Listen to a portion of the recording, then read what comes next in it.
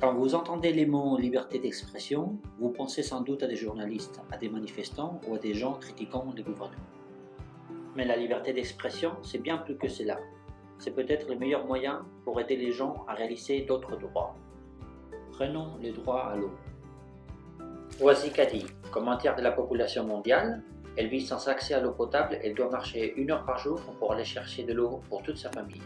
Toutes les filles de son village font la même chose. Elles manquent donc souvent l'école et ne peuvent pas faire leurs devoirs. Voici Hélène. Elle a mené une enquête et écrit un article dans le journal local, révélant qu'une grosse entreprise avait surveillé des fonctionnaires pour remporter un contrat pour une nouvelle usine d'épuration. L'entreprise a demandé à un tribunal d'empêcher toute couverture médiatique. Pire, elle a réclamé plusieurs millions au journal qui devra s'arrêter rien qu'à cause des frais de justice. Et voici Miro, un agriculteur indigène qui vit dans une zone où il y a peu d'eau.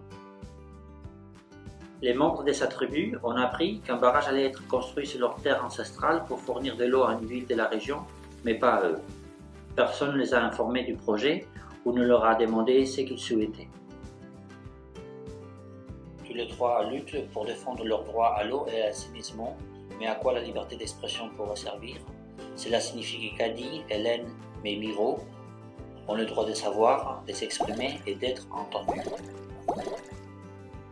Kadi peut se rassembler avec ses amis et faire pression sur les autorités en leur demandant officiellement des informations sur la façon dont se gère le budget consacré à l'eau.